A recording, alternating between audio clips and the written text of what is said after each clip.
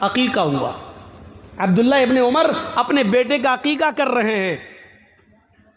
بکرے 2 جانور خرید کے لائے تو اپنی بیوی سے کہا اس کو 7ویں دن ذبح کرنا ہے نا, عقیقہ 7ویں دن ہے, 7ویں دن اس کو ذبح کرنا ہے. دیکھو میری بیوی, جب بکرے ذبح ہو جائیں اور گوشت پک جائے 7ویں دن تو میرے پڑوسی کو ضرور پہنچا دینا اس کا گوشت. پڑوسی یہودی تھا.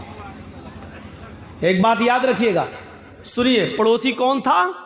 یہودی. اور حضرت عبداللہ ابن عمر کے ہاں آج بچہ پیدا ہوا, کل 2 جانور لے آئے, کل 2 جو ذبح کرنا تھا, 2 خصی, 2 بکرے, 2 مینڈے, 2 مینڈے وہ لے آئے. اور کہا بیوی 7ویں دن جب ذبح ہو جائیں اور گوشت پک جائے تو پڑوسی کو پہنچا دینا. کہا ٹھیک ہے. پھر جب 4 دن رہ گئے, کہا دیکھو بھولنا نہیں, پہنچا دینا. کہ ہاں ٹھیک ہے. 3 دن رہ گیا, دیکھو پہنچا دینا, بھولنا نہیں. 1 دن رہ گیا, پہنچا دینا, بھولنا نہیں. آج عقیقہ ہے, بکرا دونوں جانور ذبح کر دیے. جیسی چھری چلا کر ذبح کر دیے, بولے دیکھو گوشت پک جائے تو بھولنا نہیں, پڑوسی کو دے دینا. اب بیوی ہاں ہاں ٹھیک ہے دے دوں گی. کھال اترنے لگی, جب بوٹیاں بننے لگیں پھر آئے عبداللہ ابن عمر, بن گئی گوشت کی بوٹیاں؟ نہیں ابھی بن رہی ہیں. ہاں دیکھو جب گوشت پک جائے تو پڑوسی کو ضرور پہنچا دینا. بیوی کہتی ہاں معلوم ہے بھائی, 5-6 دن سے آپ بول رہے ہیں, میں نے سن لیا ہے, پہنچا دوں گی.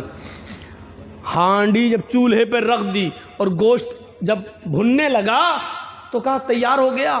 کیوں آپ کو زیادہ بھوک لگ رہی ہے کیا؟ کہا نہیں بھوک کی بات نہیں ہے. پھر کہا میں یہ دیکھ رہا ہوں کہ کب پکے گا. میرے پڑوسی کو, بیوی کو اب بہت غصہ آ گیا. کوئی بات بار بار کہی جائے تو آدمی پک جاتا ہے. تو بیوی کو بار بار کہا, جانور لائے تو کہا, 6 دن پہلے کہا, 5 دن پہلے کہا, 4 دن, 3 دن, 2 دن, 1 دن, ذبح ہو گیا اس دن بھی, بوٹیاں بن رہی اس دن بھی. جب چولہے پہ پکنے لگا تو کہا زیادہ بھوک لگ رہی ہے آپ کو؟ کہا مجھے نہیں پک رہی, ہمیں پڑوسی کی فکر ہے. ارے میں نے سن لیا, بار بار پڑوسی پڑوسی. ارے مجھے معلوم ہے, پکنے تو دو, ایسی دے دوں کچا کیا؟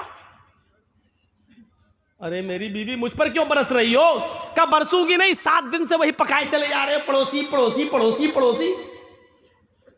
تو جانتے ہو عبداللہ ابن عمر نے کیا جواب دیا؟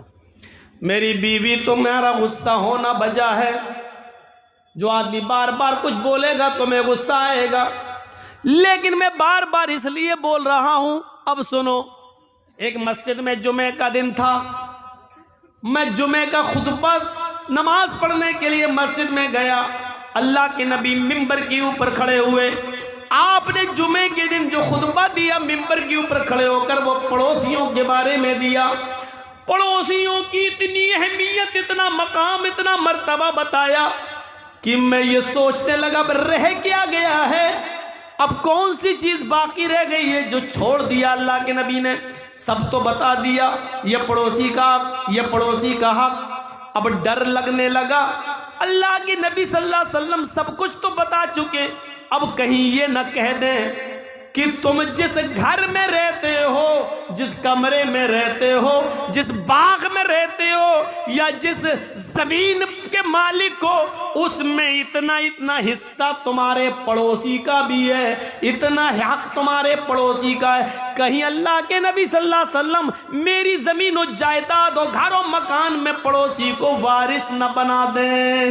بنایا نہیں, لیکن ڈر لگنے لگا کہ کہیں اللہ کے, اب آخری چیز یہی تو رہ گئی ہے, اب کہیں ایسا نہ ہو کہ اللہ کے نبی یہ کہہ دیں, یہ نہ کہہ دیں کہ پڑوسی کا اتنا حق ہے. میری بیوی اس لیے میں بار بار کہہ رہا ہوں کہ پڑوسی کو پہنچاؤ. یہ ہے انسانیت کا سب سے بڑا علمبردار مذہب.